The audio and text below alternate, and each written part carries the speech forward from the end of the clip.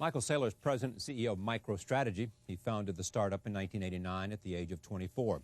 Since then, the company's focus has evolved from consulting to software to e-business. Today, it is best known for helping large companies sift through their vast databases for valuable analysis and information. It has doubled in size every year and grown into a multi-million-dollar company. From the beginning, it has been driven by the vision of its leader, whose mission has been nothing less than to purge ignorance from the planet. Having said that, I am pleased to have him on this program. My God, what a task you have for yourself. Yeah, it's an exciting world, you know. If you go back 10 years, software was a niche, you know. A spreadsheet, a word processor. Right. Nobody ever died because their word processor crashed, right? Nobody ever lost their life savings because the spreadsheet didn't work, and yet Microsoft became very famous. I think you're going to see over the next decade that people are going to use software to route traffic on every major highway. We're going to use it to determine what hospital we go to or what drug we take. We're going to use it to arbitrage out all the spreads and the interest rates in the finance market and get us a better deal from our bank and probably a better trade in the stock market.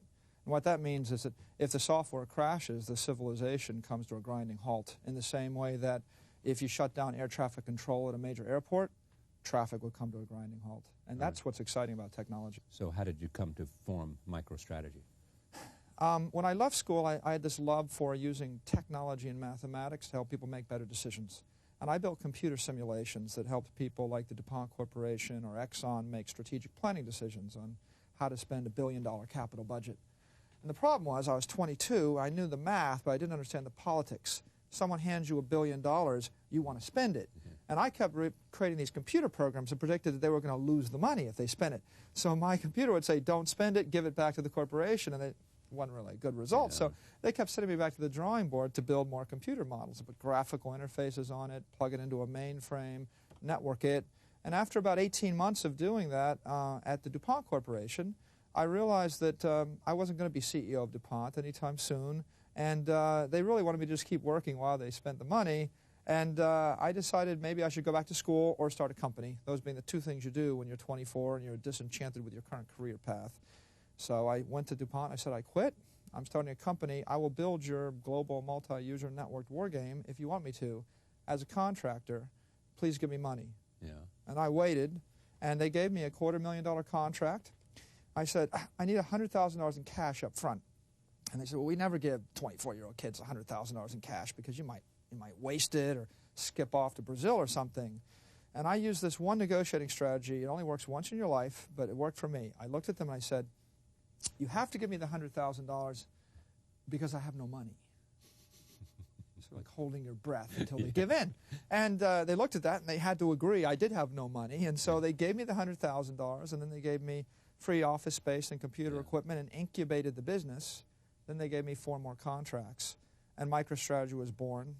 As a kind of consulting company to big corporations. We're a consulting company to mega corporations, and we just doubled every year for about 4 years, and then we jumped onto this new technology revolution in the world of data warehousing.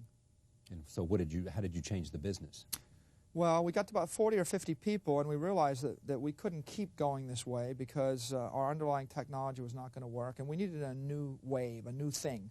And right about then, there was a technology called data warehousing that let you store every item sold in every store every day, basically billions and billions of records. And the McDonald's Corporation wanted to build a system to analyze how effective their ad campaigns were.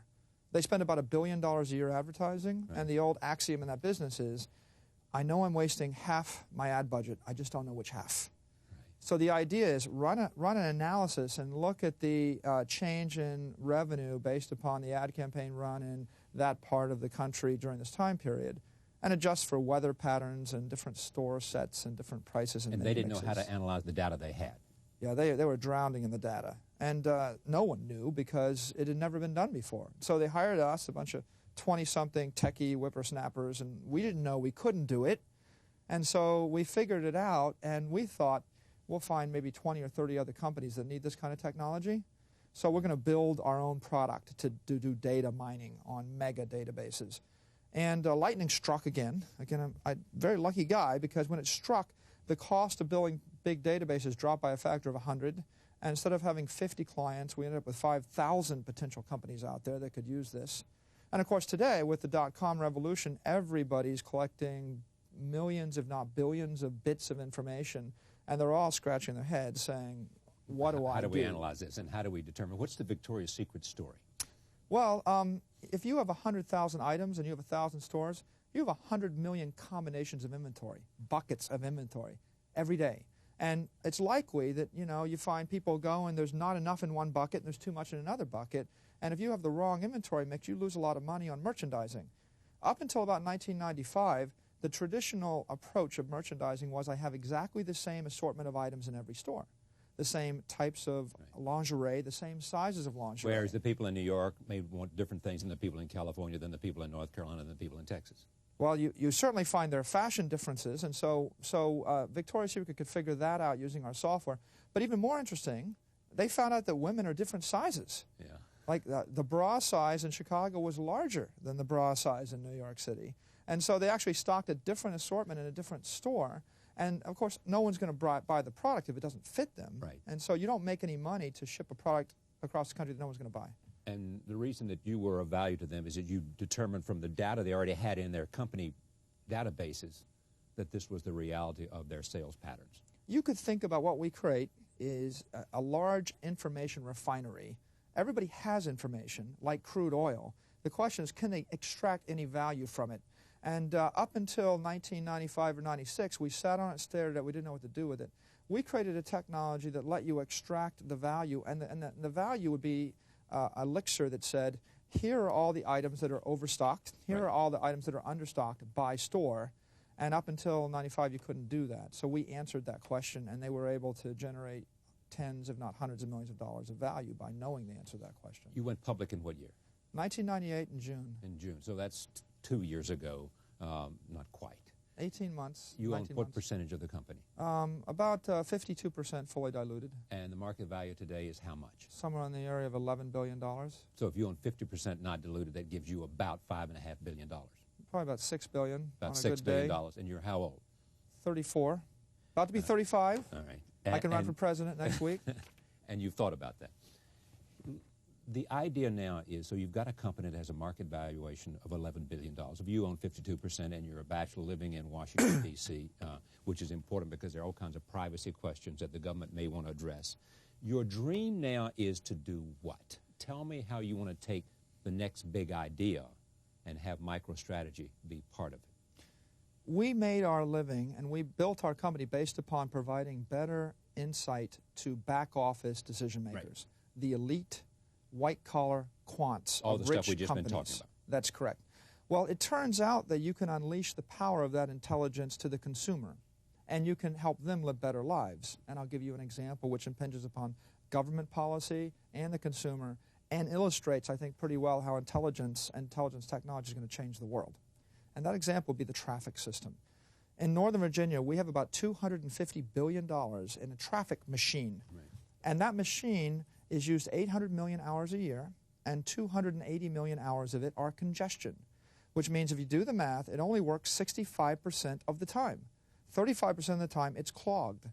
Now, you can solve the problem of traffic in two ways. One way is the 20th century way, which is I pay $30 billion to build more highways, and I make everybody mad because I'm ripping up the road, and it takes me 10 years, and at the end of the 10 years, the traffic system is 10% better. Or the other way is I can collect a catalog of 5 million people's traffic demand. Where do they want to drive? Change patterns. And I can look at how fast the traffic is moving. Yeah. And if I have a road like Route 66 and it's about to clog, I can pick the 15,000 people in Northern Virginia at their desk about to get on that road, send them a message to their pager or their telephone and say, you know, you might want to take a different road because this one's open, that one's clogged. Or everything's clogged. Sit where you are, surf the web, talk to your mother on the phone or have a cup of coffee because you ain't going nowhere. Now, the truism with traffic is if I can move you from 105% utilization to 95% utilization, the rate of speed on the road goes from 5 miles an hour to 60 miles an hour. You debottleneck the entire system, you free up the congestion, and that network starts to work more efficiently. Now, here's the punchline. Instead of spending $30 billion to improve the effectiveness 10% in 10 years, you could spend $100 million and improve the effectiveness by 10 or 20% this year, now, and get all the benefits and do it for 1/100th the amount of money. With whatever gains there are in productivity of all those workers at the same time. And then you free up 200 million hours of time every year to go and invest or read or be with your kids or live a better life. And so I think that this is a revolutionary point in time because people are used to spending a lot of government money on concrete and steel. They don't really think about spending government money on intelligent networks. You know, we have a bridge in D.C.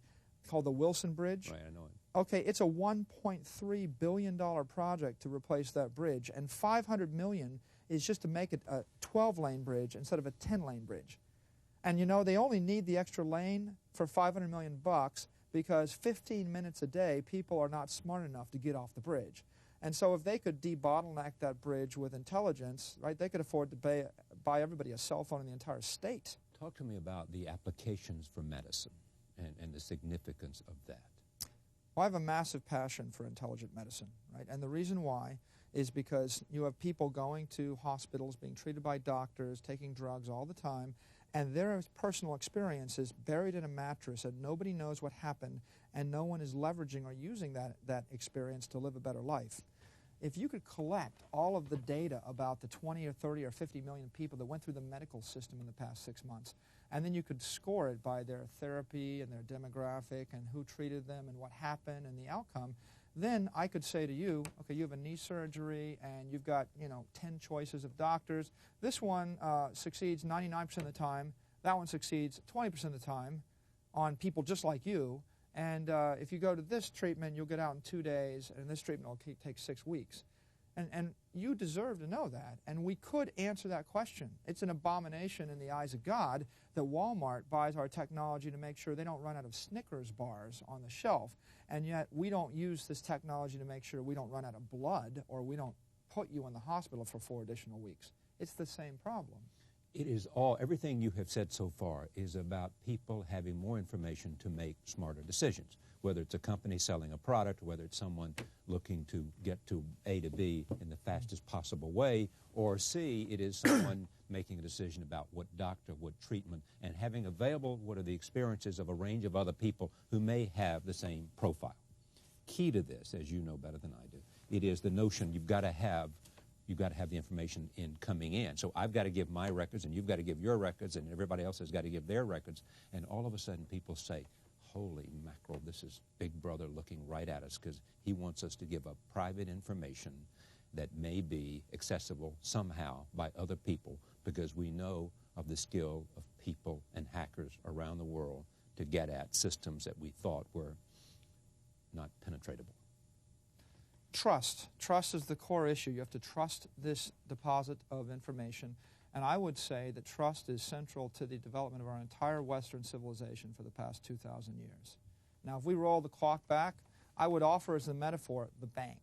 What is a bank? A bank stores information that people have about their personal wealth holdings. In order for a bank to work, we need to trust the banking system. And the way we do it is the government defines a currency. I can sell my pig, and you can sell your land, and she can sell her seed corn for money into a market. I get the money back, and I have to trust the currency because if I sell my pig for $10 and I got to buy it back for $100 next week, I'm not going to trust the markets. That's why inflation kills the banking system. If I do have a government that has a stable currency, then I can trade all my assets for money. Money is information. I can put the money into a bank, and the banker is a database guy holding a ledger of everybody's name and their money and protecting their interest. Now along comes a guy that has a lot more time than he has money. He wants to start a farm, so he borrows money, flips a note back, takes the money, buys land, gets pigs, gets some seed corn, plants, creates the farm, sells that stuff in the open market, pays off the interest to the bank. The banker passes back that interest to the depositor. Everybody with assets gets interest. Everybody without assets gets a loan. I understand. And the banking system I works. understand the trust mantra. Right. Medical information is different and more private, and people are much more fearful. I mean, if you take most people that you know and say, would you mind if I talk to your doctor and have him tell me every conversation she has ever had with you and tell me everything that you have ever confided in him or her? You would not like that, right? That's right. Trust on that issue is much more significant than it is some financial transaction where someone knows how much cash you have in the bank and someone knows something about whether we believe that a bank is going to keep our money safe.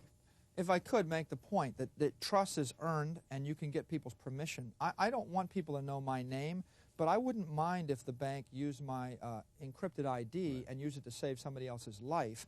Now, I might not actually be charitable. Maybe I don't really care if they save his life, but I can actually get self-interest going, because if you join my medical bank, my benefit to you is you get 2 years of additional life yourself, right? The payoff of a medical bank is... Assuming that I'll have information that will prolong my life for 2 years. Assuming that you get anything of value out of it. You believe that wireless technology is going to be as profound in terms of changing the way we do things in comparison to the Internet as the Internet was to bricks and mortar. The powerful influence today, let's look at commercials at the Super Bowl, powerful influence today of e-business, which has been an extraordinary manifestation of the Internet.